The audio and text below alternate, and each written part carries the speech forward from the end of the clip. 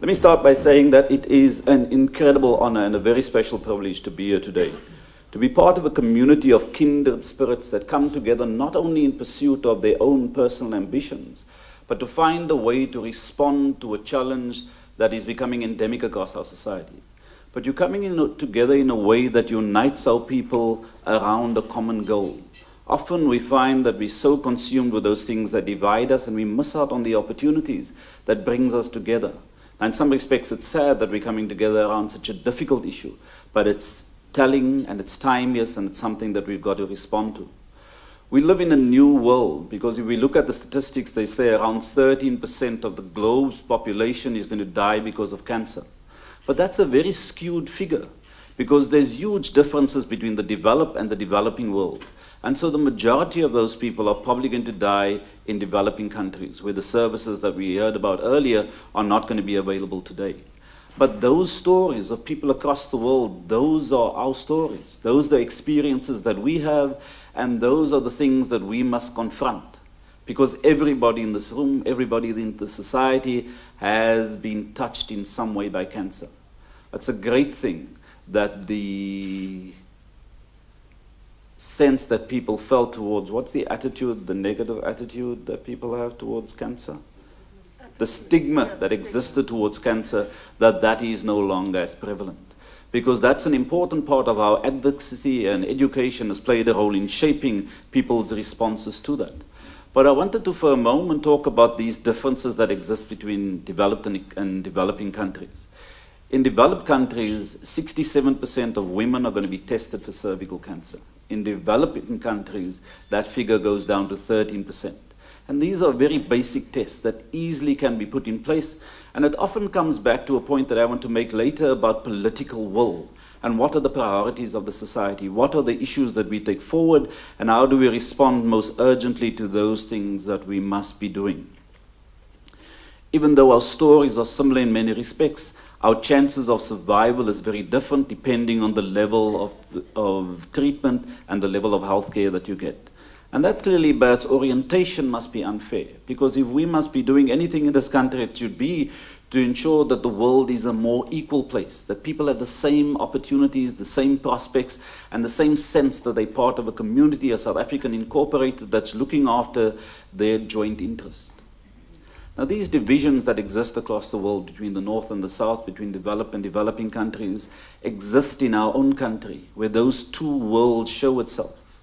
We have the majority of people in South Africa who survive under very difficult circumstances, while we have a small elite, both black and white, who live lives that are very comfortable and often are able to get into the private services and all of the things that they need.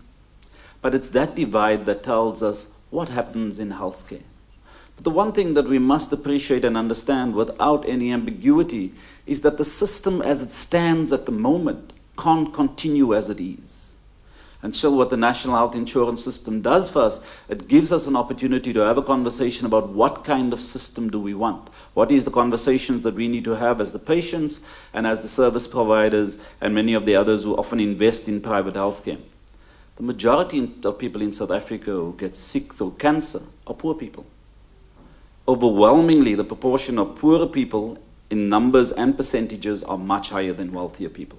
And that's linked to a whole range of facts that's not conclusively proved yet, but it's issues of lifestyle, smoking, drinking, lifestyle issues generally, how healthy your food and your supplement intake is has a big impact on that. And often that's linked to affordability.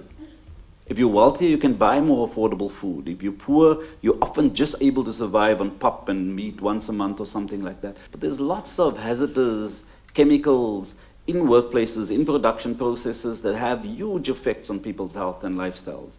And as soon as your immune system's weakened and the other things come into play, that's a fertile ground for cancer to take root. And that's something that we must respond to as a matter of urgency, because that's part of the environment under which the incidences of cancer is growing and something that we've got to respond to more urgently. But the thing about COSATU members are that because they don't have a high income, because they're not public voices, their stories are often unheard. And the incidences in those communities are often not highlighted so that we respond to that more urgently than we are at the moment.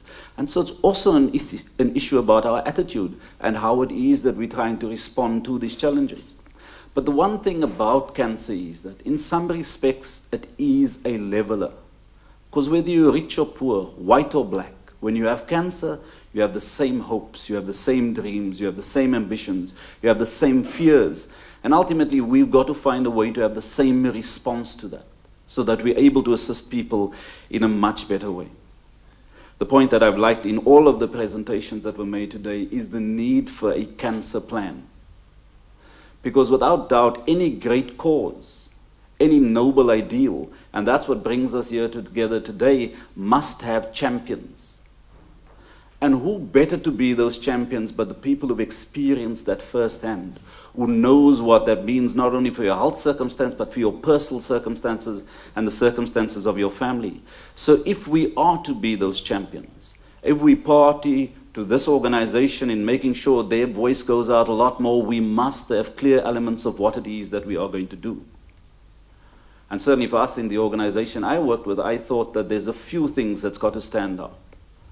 There's got to be greater awareness raising, more work done on the question of stigmatizing, and greater educational work about how people are able to both avoid an environment where they subject themselves to becoming susceptible to cancer, but also they understand the need to look out for issues of early detection, to make sure that the healthcare services that are provided in our country has the resources that assist people to get those early detection, to make our voices heard around where it is that we prioritize our expenditure.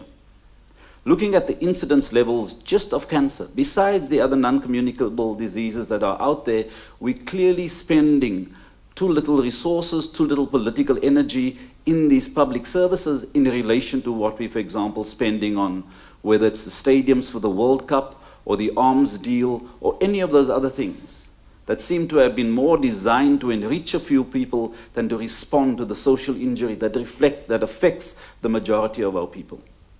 If the system was ethical, there would be consistent applications of those virtues. And you wouldn't see overpricing, you wouldn't see medicines what do they call it, when they apply the medicines? Administered to people who don't really need it. So there's a whole range of issues that we have to deal with. But those will not come to the top of the agenda unless we raise those questions. I think that as I conclude, coming together here today is an important start of what I understand is a new initiative of people living with AIDS. And I want to thank them for the energy that they bring to it, to the commitment. What did I say? AIDS. Oh, I'm so sorry. To people living with cancer. In many respects, it's the same difficulties for people living with AIDS. You know, and as a trade union movement, people living with AIDS and the AIDS challenge was always the biggest one for us, because the displacement of people, mine workers and others, had created an environment where a lot of those diseases flourished. And so that's been part of our main focus. But the point that I think I want to bring here is that we don't see a separation between these things, because it goes to the questions about how do we want our people to live? What is the commitment that we show to them? What is the investment that we make into it? And so I'm thrilled to be part of this initiative. I really want to honor the organizers of this and the incredible energy they put into it. But ultimately, it's always about people who care. It's always about people who come out from their own safe spaces and say, we want to raise our voices. I'm nearly a paid voice for Kusatu.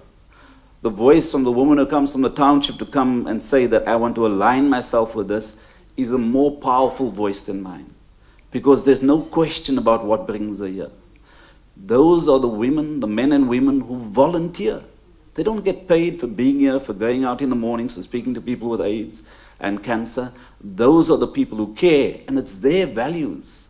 It's their sense of compassion that must underpin the healthcare system that we want to create.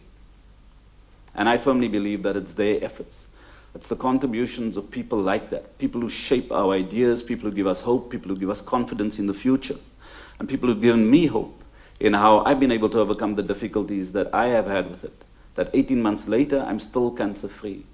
I'm a lot more aware, and I'm a lot more conscious about what the challenges are.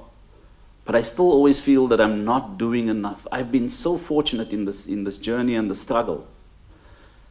And so I want to clearly align myself with this organization and many others who take up these issues to make sure that we come together, that we unite our people and inspire them with a vision that is possible, a vision that is just and humane, but the vision ultimately that shows our sense of humanity and reflects what we want to do as one South African nation in dealing with this question of cancer. But thank you very much for the opportunity.